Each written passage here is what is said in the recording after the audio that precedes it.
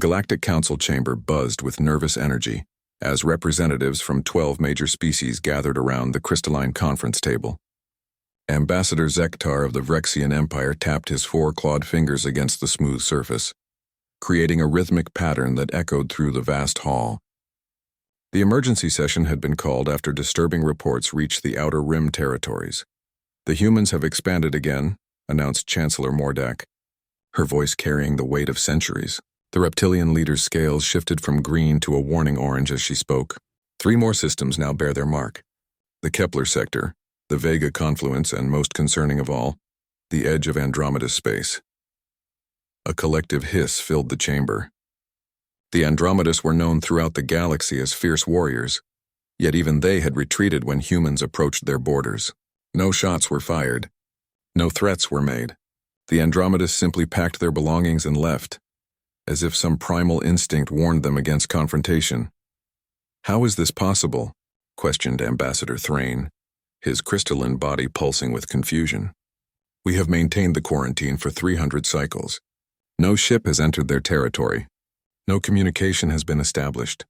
Yet they continue to grow stronger. The quarantine had been established after first contact went horribly wrong. The Zephyrian exploration fleet had discovered Earth during humanity's early space age. What should have been a routine first contact protocol turned into a nightmare that still haunted galactic memory. Of the original contact team of 50 beings, only 3 survived to tell the tale. They spoke of creatures that seemed ordinary enough, bipedal and relatively small, but possessed of something that defied explanation. Humans, they learned, were not just another species. They were something else entirely. During the failed contact, when the Zephyrians had attempted to demonstrate their advanced technology and establish dominance as was customary, the humans had simply smiled. That smile, according to the survivors, contained something that made their primitive brains scream in terror. It was not aggression or hostility, but something far worse, complete confidence.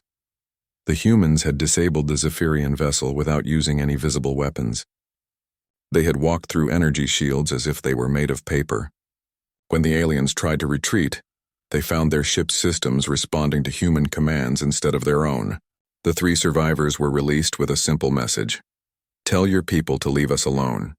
We mean no harm, but we will not be conquered, controlled, or contained." "Perhaps the quarantine has failed," suggested Vorkim, the insectoid representative whose compound eyes reflected the chamber's soft lighting. "Perhaps they have found ways to breach our containment." "Impossible," Chancellor Mordak replied firmly. "Our monitoring stations report no unauthorized vessels leaving their space.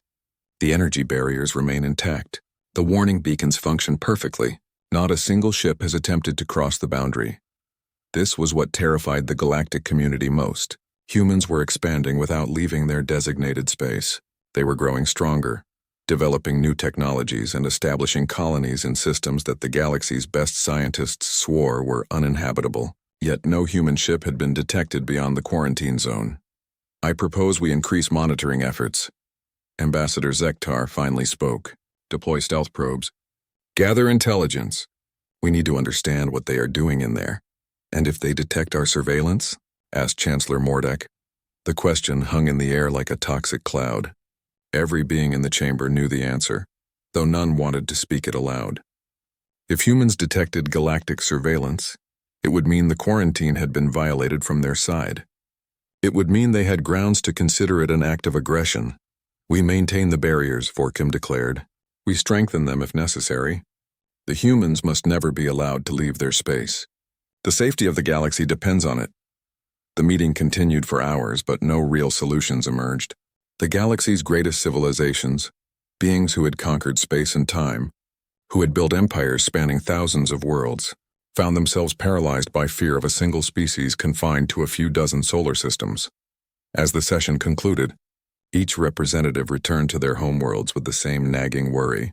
The quarantine had been designed to contain humans, but what if it was actually protecting them? What if, instead of keeping humanity locked away from the galaxy, it was keeping the galaxy safe from humanity? Deep in the monitoring stations scattered around human space, automated systems continued their endless watch. Sensors recorded every energy signature, every gravitational anomaly, every electromagnetic pulse that emerged from the forbidden zone. The data streams flowed constantly to analysis centers throughout the galaxy, where teams of scientists studied human activity with the dedication of theologians studying sacred texts. But the monitors could only see so much. They could detect ships and energy signatures, but they could not see into the hearts and minds of humanity. They could not witness the quiet determination that drove human expansion, the relentless innovation that turned impossible challenges into routine obstacles, or the growing awareness that they were not alone in the universe. Most importantly, the monitors could not see that humanity had long ago detected their surveillance. Human scientists had identified every probe, every sensor, every hidden observation post. They knew about the quarantine, understood its purpose, and had made a collective decision that would soon reshape the galaxy forever. The containment that the galactic community believed was keeping them safe was about to be tested in ways none of them could imagine. Captain Sarah Chen stood before the viewing window of the Earth Defense Station, watching as the latest Deep Space Explorer ship prepared for launch. The UES Prometheus gleamed under the artificial lights, its hull inscribed with symbols that no alien monitoring system could properly translate. Humanity had learned to hide its true intentions behind seemingly innocent scientific missions. "Final systems check complete," reported her second-in-command, Lieutenant Marcus Webb. "The Prometheus is ready for departure." Sarah nodded, though her expression remained troubled. She had been part of the team that first detected the alien surveillance network. Using advanced quantum sensors, human scientists had mapped every hidden probe, every monitoring station, every energy barrier that surrounded their space. The discovery had sparked intense debate among Earth's leaders about how to respond. "Any word from the Geneva Assembly?" she asked. "The vote was unanimous," Marcus replied. "Operation Breakout is approved. All vessels are to proceed as planned." The Prometheus represented more than just another exploration mission. It was the first human ship designed specifically to cross the alien quarantine without triggering their detection systems. Human engineers had spent decades analyzing the barrier technology, studying every energy pattern and frequency modulation. They had learned that the aliens relied on detecting specific quantum signatures that most spacefaring civilizations produced. Humans had simply decided to produce different signatures. "Begin launch sequence," Sarah ordered. As the Prometheus disappeared into the void, Sarah reflected on how different human space exploration had become since learning about their observers.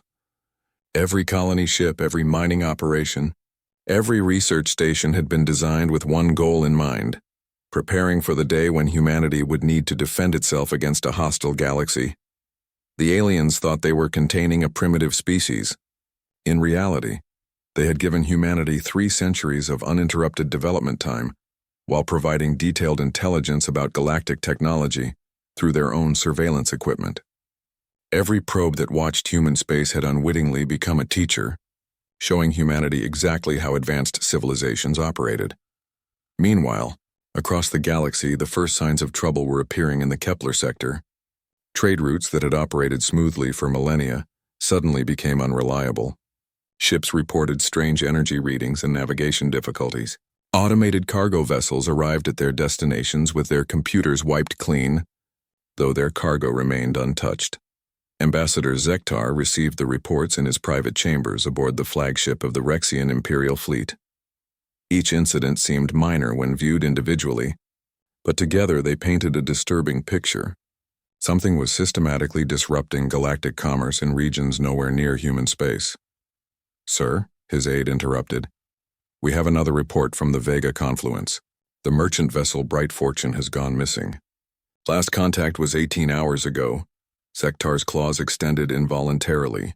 The Bright Fortune was a heavily armed trading ship capable of defending itself against most pirates. For it to simply vanish without a distress call suggested something far more serious than normal criminal activity. "Deploy a search squadron," he ordered. "I want that ship found." What the search squadron discovered 3 days later defied explanation. The Bright Fortune was found drifting in space, completely intact but utterly abandoned. Life support systems functioned normally. The cargo hold remained fully loaded. Even the crew's personal belongings were undisturbed. Yet every living being aboard had simply disappeared. The ship's computer log showed no signs of forced entry or attack. Environmental systems detected no dangerous substances or pathogens. Security cameras revealed nothing more than crew members going about their normal duties until, between one frame and the next, they were simply gone. "This makes no sense," muttered Captain Veltar as he led the boarding party through the silent corridors. "Where could they have gone?" The answer came when they reached the ship's bridge. There, written in perfect Vrexian script across the main display screen, was a simple message. "Your people are safe. They have been relocated to a neutral system and will be returned unharmed once certain conditions are met. We wish to speak with your leaders." Captain Veltar felt his combat-hardened nerves begin to fray. The message was impossible for several reasons. First, no known species could write in Vrexian script with such precision without extensive study of their language. Second, no known technology could transport living beings from a sealed ship without leaving any trace. Third, and most terrifying of all, no known species would dare interfere with Vrexian imperial commerce. "Get me a direct channel to Ambassador Zektar," he commanded. "Emergency priority." Back on Earth, Sarah Chen received confirmation that the Prometheus had successfully crossed the quarantine barrier without triggering any alarms. The ship was now conducting reconnaissance missions in the outer spiral arm, gathering intelligence on galactic civilizations that had been observing humanity for centuries. "Phase 1 is complete," she reported to the Geneva Assembly. "Our ships can now move freely through alien space without detection. We have confirmed the locations of 17 major civilizations and identified their primary trade routes." President Maria Santos leaned forward in her chair. "What about their military capabilities?" "Extensive but predictable," Sarah replied. "They rely heavily on energy shields and directed energy weapons. Their ship designs prioritize intimidation over efficiency. Most importantly, they have no experience fighting opponents who understand their technology better than they do." The president nodded grimly. "And our missing persons operations?" "Proceeding smoothly. We have relocated approximately 50,000 alien crew members from commercial vessels across 12 sectors. All are being held in comfortable facilities on uninhabited worlds. No injuries, no casualties. They believe they have been abducted by unknown forces. This was the most morally complex aspect of humanity's plan. Rather than announce their presence with military strikes or diplomatic overtures, they had chosen to demonstrate their capabilities through carefully orchestrated disappearances. Alien crews were transported from their ships using teleportation technology that humanity had developed decades earlier, but kept hidden from their observers. "The psychological impact is exactly what we predicted," Sarah continued. "Alien civilizations are beginning to panic. They cannot explain how their people are vanishing, and they cannot prevent it from happening again. Fear is spreading faster than any military conquest could achieve." President Santos stood and walked to the window overlooking Lake Geneva. "I still have concerns about this approach. We are essentially taking hostages." "Temporary guests," Sarah corrected gently. "Everyone will be returned safely once the galaxy agrees to proper diplomatic relations. We need them to understand that humanity cannot be contained or controlled before they attempt something that would force us into actual warfare." The president sighed. "How long before they connect these incidents to us?" "Our intelligence suggests they are already beginning to suspect, but they cannot prove anything. To them, humans remain safely contained behind their barriers. The idea that we have been freely operating in their space for months is literally inconceivable." As if summoned by their conversation, an urgent message arrived from the monitoring stations. Dr. Jennifer Walsh, head of Alien Communications, appeared on the main screen with an expression of barely contained excitement. "Madam President, we have just intercepted a galaxy-wide emergency broadcast. The Galactic Council is calling for an immediate assembly. Every major civilization is being summoned to address what they are calling the Phantom Threat. They are genuinely terrified." President Santos exchanged glances with Captain Chen. "It appears our message is being received. Prepare Phase 2. Across the galaxy, ships carrying representatives from dozens of civilizations raced toward the council chambers. None of them knew that their every movement was being tracked by invisible human vessels. None of them suspected that the beings they had spent centuries trying to contain were now watching them with the same clinical interest they had once shown toward humanity. The galaxy was about to learn that some cages are designed not to keep the prisoner in, but to keep the guards out. The emergency session of the Galactic Council had been moved to Nexus Prime, the most secure facility in known space. The massive space station orbited a neutron star, its exotic radiation providing natural interference against any surveillance attempts. Representatives from 47 civilizations had gathered, their fleets forming defensive perimeters that stretched across 3 solar systems. Chancellor Mordak addressed the assembly with visible strain in her voice. Fellow beings, we face a crisis unlike any in recorded history. In the past 30 rotations, over 300 vessels have been affected by the Phantom incidents, crews vanishing without trace, cargo left untouched, ships found drifting in perfect condition but completely abandoned. Ambassador Zektar rose from his delegation's platform. The pattern is clear. Someone or something is systematically targeting our civilian populations. The question is who possesses such technology, and why are they using it? Murmurs of fear and confusion rippled through the assembly. The Andromedus delegation, their warrior culture evident in their scarred armor and weapons displays, seemed particularly agitated. General Krikstar spoke with barely controlled rage. My people do not fear death in battle, but this enemy strikes like a coward. They take our civilians without offering combat. There is no honor in such tactics. Honor is irrelevant when facing extinction, replied Counselor Vexnim of the Ethereal Combine. Her species communicated through modulated light patterns that translated into haunting melodies. We must focus on capabilities, not motivations. Whoever is responsible can bypass our strongest shields, avoid our best sensors, and transport living beings across vast distances instantaneously. The technological implications were staggering. Teleportation on such a scale required energy manipulation beyond anything the galaxy had achieved. The precision needed to extract specific individuals from heavily shielded vessels suggested scanning, technology that could peer through any defense. There is another possibility we must consider, announced Elder Thrain, his crystalline form catching and fracturing the chamber's light. What if these incidents are connected to the humans? The silence that followed was absolute. For 3 centuries, human space had been successfully quarantined. Every major civilization contributed ships and resources to maintain the barriers that kept humanity contained. The idea that humans could be responsible for galactic-scale operations was almost unthinkable. Impossible, declared Ambassador Zektar. We monitor their space constantly. No human vessel has crossed the barriers. Their energy signatures are clearly identifiable and none have been detected at any incident site.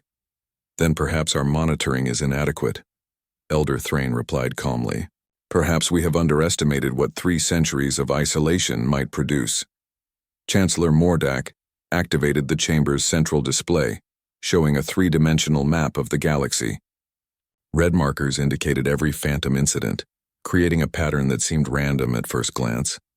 However, as the data accumulated over time, a subtle design began to emerge.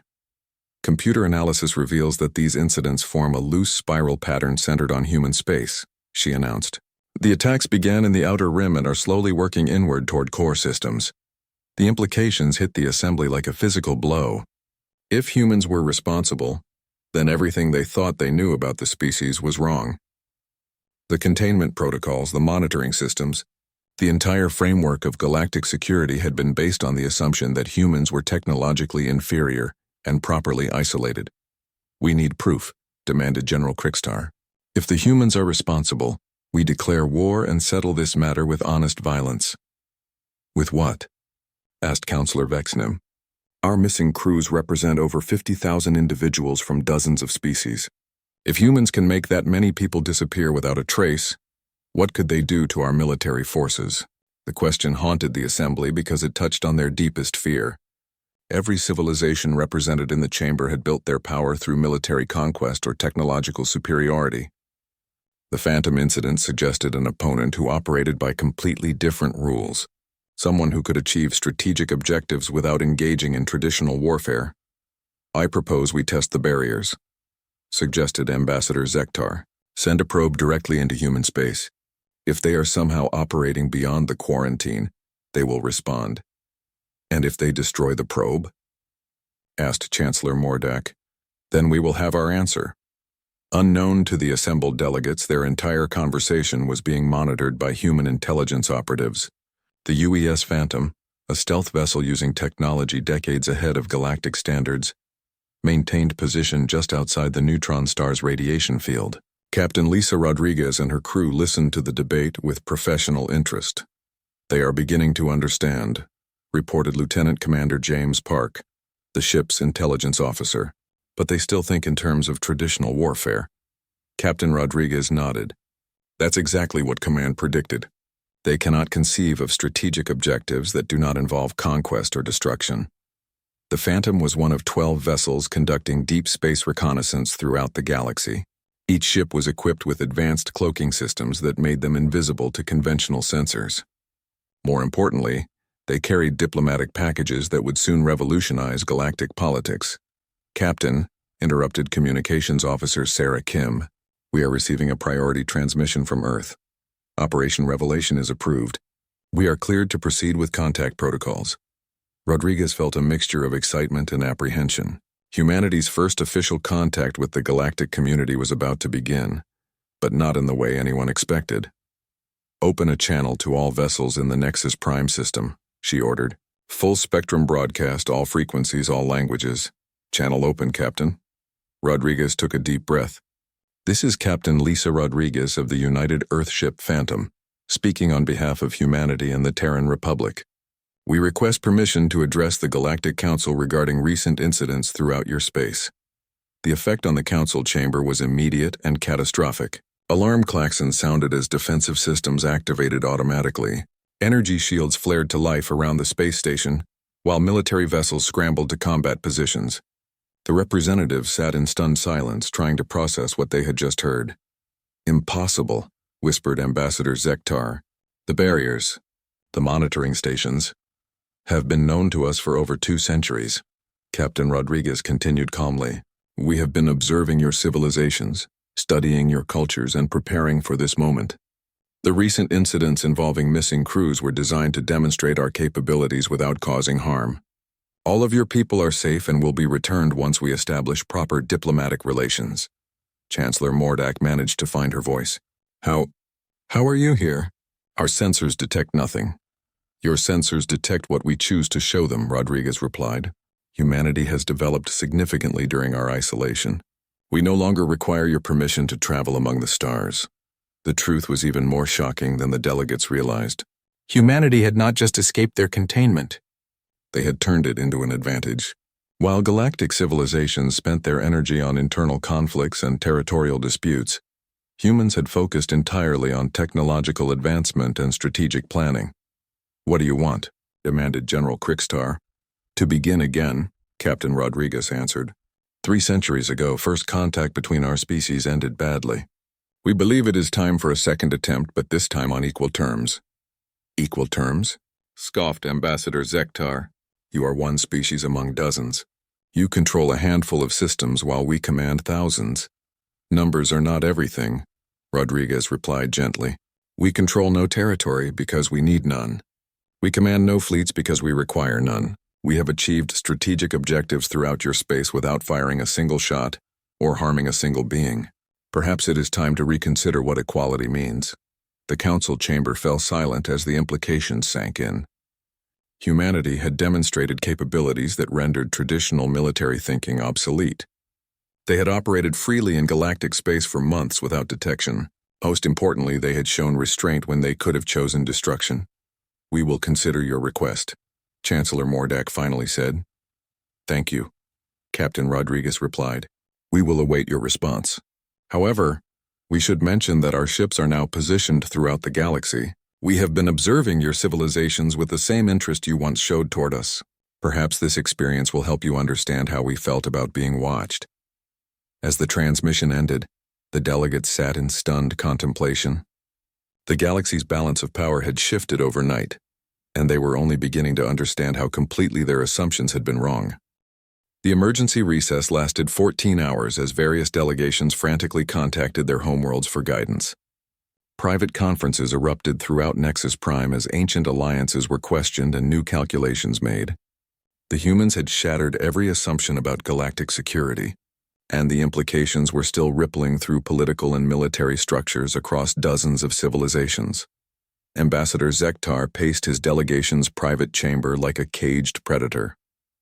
His aide, Subcommander Yaltek, monitored incoming communications from the Vrexian Empire with growing alarm. "Sir, the Imperial Council is demanding immediate military action," Yaltek reported. "Admiral Torvak wants to mobilize the entire Third Fleet and launch a preemptive strike on human space."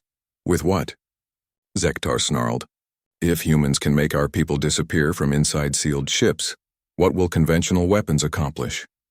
The question had been haunting military leaders throughout the galaxy. Every tactical simulation ended the same way: massive casualties with no guarantee of success. Humans had demonstrated technological superiority in the most important areas of modern warfare: stealth, reconnaissance, and rapid deployment. Traditional advantages like superior numbers or firepower became meaningless when you couldn't find your enemy. In the Andromedas War Council, General Krixtar faced similar frustrations. His species had never encountered an opponent they couldn't defeat through superior aggression and advanced weaponry. The idea that victory might be impossible was foreign to their warrior culture. "Honor demands we respond to this challenge," declared War Chief Gethmar, his scarred face reflecting centuries of battle experience. "We cannot allow a lesser species to dictate terms to the galaxy." "Lesser?" General Krixtar's voice carried dangerous undertones. "They made 300 ships' worth of crews vanish without triggering a single alarm. They are speaking to us from inside our most secure facility, while our sensors detect nothing. What part of this suggests they are lesser?" The debate that followed would have seemed impossible just days earlier. The Andromedas, who had conquered 17 star systems through pure military might, were seriously discussing whether they could win a war against a species they had dismissed as primitives. Meanwhile, in the Ethereal Combine's crystalline conference chamber, Counselor Vexnim was reaching very different conclusions. Her species had survived for millennia by adapting to changing circumstances rather than fighting them. "The humans have demonstrated restraint," she noted to her fellow counselors. "They could have killed the missing crews instead of relocating them. They could have destroyed ships instead of leaving them intact. Their message is clear. They prefer diplomacy but are prepared for war." "You suggest we surrender?" asked Elder Lumnara, her light patterns flickering with indignation. "I suggest we recognize reality," Vexnim replied. "We spent 3 centuries trying to contain a species that was never truly contained. They have been watching us, learning from us, and preparing for this moment. Perhaps it is time to consider what they might offer in exchange for peace." Back in the main council chamber, Chancellor Mordak was struggling with the same questions. The political structure of the galaxy was built on the assumption that any threat could be handled through military force or economic pressure. Humans seemed immune to both approaches. "Status report from our monitoring stations?" she asked her chief advisor. "All operational, Chancellor, but irrelevant. We have confirmed that human vessels are operating throughout the galaxy, but we cannot detect them. Our sensors are designed to identify known energy signatures and propulsion systems. Humans appear to use completely different technology." This was the most troubling aspect of the situation. Galactic civilizations had developed their technology along similar paths, with predictable energy requirements and emissions. Humans had apparently taken an entirely different approach, making them effectively invisible to conventional detection methods. "Have we received any response from the missing crews?" "No, Chancellor. Wherever the humans have taken them, it is beyond our communication range. However, we have received additional messages from human vessels." Mordak's scales shifted to a deep orange warning pattern. "Show me." The central display activated, revealing dozens of message markers scattered across the galactic map. Each marker represented a human communication to local authorities, all carrying the same basic message: "Your people are safe. They will be returned when the Galactic Council agrees to formal diplomatic relations with humanity." "How many ships do they have out there?" Mordak asked. "Unknown, Chancellor. We can only detect their communications when they choose to transmit. For all we know, there could be human vessels in every populated system." The implications were staggering. If humans had achieved faster-than-light travel without producing detectable energy signatures, they could have been exploring galactic space for decades without anyone knowing. Every secret military installation, every classified research facility, every private government communication could have been compromised. As the recess period ended, the delegates returned to their seats with grim expressions. Private consultations had produced no magical solutions, only a growing understanding of how completely the situation had changed. Chancellor Mordak called the session to order. We have received new information that requires immediate attention. Human vessels have made contact with local authorities in over 200 systems. They are demanding the immediate cessation of quarantine operations and the establishment of formal diplomatic relations. Demands? General Crickster's voice carried outrage. They make demands of us? They make reasonable requests backed by demonstrated capability, corrected Elder Thrain. The distinction is important. Before anyone could respond, the Chamber's communication system activated without authorization. Captain Rodriguez's voice filled the space with calm authority. Honored delegates, we apologize for the interruption, but we felt it important to address certain misconceptions. Humanity is not making demands. We are offering an opportunity for mutual cooperation and understanding. Get off this channel, shouted Ambassador Zektar. This facility is supposed to be secure. Your security is adequate against known threats, Captain Rodriguez replied. We represent an unknown variable in your calculations. However, we are not here to demonstrate superiority, but to prevent unnecessary conflict. You have already demonstrated superiority, Counselor Vexnim observed. The question is what you intend to do with it. Build a better galaxy, Rodriguez answered simply. Your civilizations have spent millennia in cycles of conquest and submission. Wars that devastate entire star systems over territorial disputes that could be resolved through cooperation. We offer an alternative approach. And if we refuse? Demanded General Crickstar. The pause that followed lasted several seconds. When Captain Rodriguez spoke again, her tone remained calm but carried unmistakable steel. Then you will continue as you are, but without the illusion of security that the quarantine provided. We will return your people and withdraw from galactic affairs. However, we will not return to our cage. Human space will no longer be restricted, and human ships will travel wherever we choose. The threat was subtle but clear. Humanity would not accept containment regardless of the galaxy's decision. The choice was between cooperation and uncertainty, not between cooperation and control. We require time to consider your proposal, Chancellor Mordak said finally. Of course, however, while you deliberate, we suggest you consider the alternative. Your civilizations have created a galaxy where strength is the only currency, and fear is the only diplomacy. We offer you the chance to try something different. The question is whether your pride will allow you to accept help from those you once considered inferior. As the transmission ended, the delegates faced the hardest decision in galactic history. They could maintain their traditional approach and face an opponent they couldn't defeat. Or they could swallow their pride and admit that the species they had tried to contain might actually have something valuable to teach them. The vote, when it came, would reshape the galaxy forever. The vote split the Galactic Council in ways that no one had anticipated. When the results were announced, 23 civilizations supported opening diplomatic relations with humanity, while 24 voted against. The Ethereal Combine and several smaller scientific communities led the pro-human faction, while the Vrexian Empire and Andromedus warrior clans dominated the opposition. Ambassador Zektar stood to address the chamber, his claws fully extended in a display of aggressive intent. This council has forgotten its purpose. We exist to maintain order and security throughout the galaxy. Surrendering to human extortion abandons our most fundamental responsibility. It is not surrender, replied Counselor Vexinem, her light patterns shifting to diplomatic blue. It is adaptation. The galaxy has changed, and we must change with it or risk becoming irrelevant. Chancellor Mordak found herself in the impossible position of maintaining unity in a council that was fundamentally divided. The tie vote meant that no official decision could be made, but the disagreement ran much deeper than parliamentary procedure. The vote is inconclusive, she announced. According to council protocols, individual civilizations are free to pursue independent policies regarding the human situation. General Crickstar slammed his armored fist against his delegation's table. This weakness will destroy us all. The Andromedus will not bow to alien demands. We withdraw from these proceedings and will respond to human aggression as honor demands.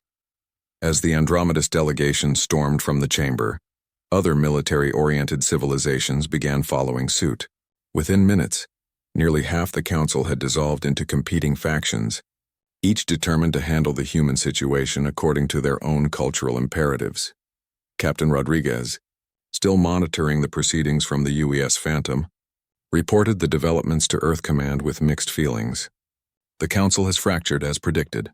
Several civilizations are preparing for military action while others are requesting formal diplomatic contact. President Santos's response came through quantum encryption channels that even the galaxy's most advanced civilizations couldn't decode.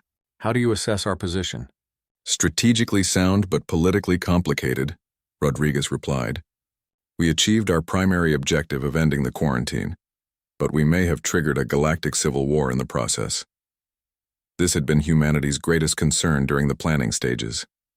Earth's leaders understood that revealing their capabilities would destabilize existing power structures. However, the alternative was remaining trapped in an ever-shrinking cage while the galaxy's civilizations grew more suspicious and hostile. Proceed with Protocol 7, President Santos ordered. It's time to show them what we've really been doing for the past 3 centuries. Protocol 7 represented humanity's most closely guarded secret. While the galaxy had been monitoring human space for signs of technological development, they had been looking for familiar patterns of industrial expansion and military buildup. What they found instead was something unprecedented in galactic history. Captain Rodriguez activated a new communication frequency that reached every vessel and station in the Nexus Prime system. Honored beings, we believe it is time for a more complete understanding of humanity's position. Please direct your sensors toward the following coordinates. The coordinates led to an apparently empty region of space between star systems. Initial scans detected nothing unusual, but as human ships began decloak procedures, the reality became apparent. 12 massive vessels materialized seemingly from nowhere, each one larger than a standard galactic dreadnought, but constructed along completely unfamiliar design principles. What you are seeing, Captain Rodriguez explained, represents a fraction of humanity's actual space-based capabilities. These vessels have been stationed throughout the galaxy for over 50 years, gathering intelligence and maintaining defensive positions. The assembled fleets of the various galactic civilizations found themselves surrounded by ships they hadn't known existed. The technological implications were staggering, but the strategic implications were worse. If humans had maintained a hidden fleet for half a century, what else might they have accomplished during their supposed isolation? This is impossible, transmitted Admiral Torvak of the Vrexian Third Fleet. Our sensors would have detected construction on this scale. Your sensors detected exactly what we wanted them to detect, Rodriguez replied. We learned much from studying your monitoring technology. Most importantly, we learned that all galactic civilizations make the same fundamental assumption, that advanced technology must produce detectable energy signatures. You developed stealth technology that completely masks your presence, observed Dr. Calix of the Scientific Consortium, one of the few beings who seemed more fascinated than frightened by the revelation. We developed something better, Rodriguez corrected. We developed technology that creates false signatures. Your sensors have been tracking phantom fleets for decades, while our real ships operated invisibly. Every energy reading, every gravitational anomaly, every electromagnetic pulse that your monitoring stations recorded from human space was artificially generated. The implications hit the galactic leaders like a physical blow. Not only had humans escaped their containment, but they had actively deceived the entire galaxy about their true capabilities. The ships that sensors had identified as human exploration vessels were elaborate decoys, while the real human fleet operated beyond detection. Chancellor Mordak's voice carried a tremor as she asked, "How many ships do you actually possess?" "Enough," Rodriguez replied diplomatically. "The exact number is less important than their capabilities. Each vessel you see is capable of operations that your military analyst would consider impossible. To demonstrate this point, one of the human ships simply vanished, not cloaked or hidden but literally translated to a different location instantaneously. It reappeared moments later in a completely different sector, having crossed distances that should have required hours of faster-than-light travel. Instantaneous transportation, breathed Dr. Calix. You've solved the quantum tunneling paradox. Among other things, Rodriguez confirmed, humanity has spent 3 centuries focused entirely on scientific advancement and technological development. While your civilizations fought territorial wars and managed vast bureaucracies, we concentrated on understanding the fundamental nature of reality itself. This was the truth that the galaxy found most difficult to accept. Humans hadn't just advanced their technology during isolation, they had revolutionized it, free from the constraints of traditional galactic thinking, and driven by the knowledge that they faced potential extinction. Human scientists had achieved breakthroughs that redefined what was possible. "The missing crews," asked Counselor Vexnim. "Where are they actually being held?" "Safe," Rodriguez replied. "They are guests at research stations located in what you might call pocket dimensions, self-contained reality bubbles where time and space behave according to our specifications, rather than natural law." Even the galaxy's most advanced scientists struggled to comprehend the implications. Humans hadn't just developed better weapons or faster ships. They had learned to manipulate the basic structure of the universe itself. "What do you want from us?" asked Chancellor Mordak, her voice barely above a whisper. "What we have always wanted," Rodriguez replied, "to be left alone to pursue our own path. However, since that option was taken from us, we offer an alternative. Join us in exploring what the galaxy could become if we stopped fighting over what it is. And if we refuse, then you continue as you always have, but with the knowledge that the universe is far stranger and more wonderful than you believed. We will return your people and withdraw from galactic affairs, but we will not return to our prison." The choice was clear, though not simple. Humanity offered partnership in unlocking the mysteries of existence itself. But accepting would require acknowledging that everything the galaxy thought it knew about technology, politics, and power was obsolete. As the delegates contemplated this impossible decision, human ships throughout the galaxy began revealing themselves. Every major civilization discovered that their most secret facilities had been under observation for decades, that their most classified technologies were already understood and surpassed by human science. The age of galactic dominance through military force was ending, replaced by something entirely new. Whether that change brought cooperation or conflict would depend on choices made in the next few hours, by beings who were only beginning to understand how completely their universe had changed. 6 months after the revelation at Nexus Prime, the galaxy looked nothing like it had before. The old power structures had not merely shifted. They had fundamentally transformed into something unprecedented in galactic history. Dr. Elena Vasquez stood in the observation deck of the newly constructed Harmony Station, watching as ships from 37 different civilizations worked together on humanity's most ambitious project yet. The massive space structure, larger than most moons, represented the galaxy's first truly cooperative scientific endeavor. "The quantum resonance chambers are online," reported her colleague, Dr. Zephyr Valnath of the Ethereal Combine. The crystalline being's communication patterns had adapted to include human emotional ranges, creating a musical language that conveyed both scientific data and personal warmth.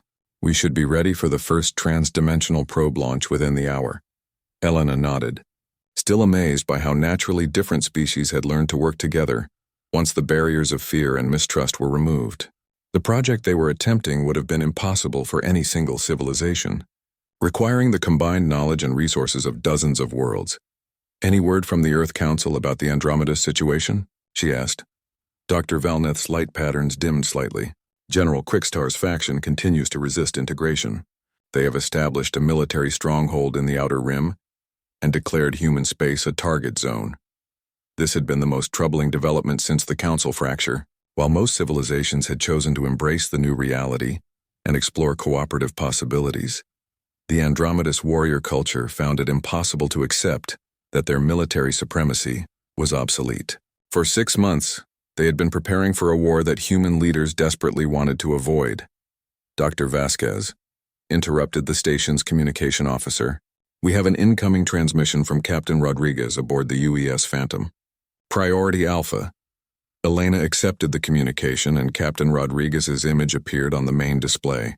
Behind her, Elena could see the bridge of the most advanced vessel in the galaxy, its systems so far beyond conventional technology that even friendly civilizations were allowed only limited access. "Dr. Vasquez, we have a situation developing in Sector 7. The Andromeda's third battle group is approaching the edge of what they still consider human quarantine space.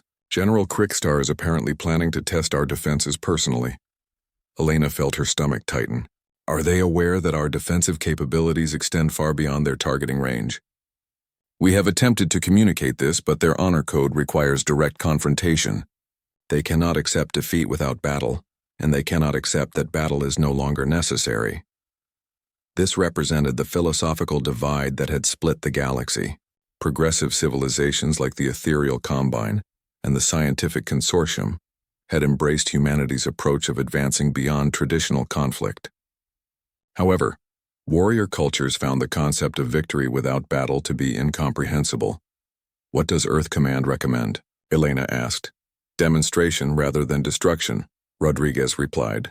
We will show General Krickstar exactly what modern warfare looks like. But we will do so without casualties, Elena nodded, though she worried about the psychological impact on a culture built around martial honor. Keep us informed, Captain. Harmony Station stands ready to provide medical support if needed. As the communication ended, Elena reflected on how much her own life had changed since the revelation. 6 months ago, she had been a xenobiologist studying theoretical alien contact scenarios. Today, she was the deputy director of the galaxy's first interspecies research facility, working alongside beings who had been mythical just months earlier. The transformation hadn't been easy for anyone involved. Human society had struggled to adapt to suddenly being part of a galactic community, while alien civilizations grappled with the discovery that their technological assumptions were completely wrong. However, those willing to embrace change had discovered possibilities beyond their wildest dreams. Dr. Vasquez, called Dr. Tynemore, a crystalline researcher whose mathematical insights had revolutionized human understanding of dimensional physics. The probe is ready for launch. Are you prepared to make history? Elena smiled as she moved to the control station. The probe they were about to launch would explore realities beyond normal spacetime, using technologies that combined human dimensional manipulation with alien energy control and ethereal quantum resonance. It represented everything that cooperation could achieve. Begin launch sequence, she ordered.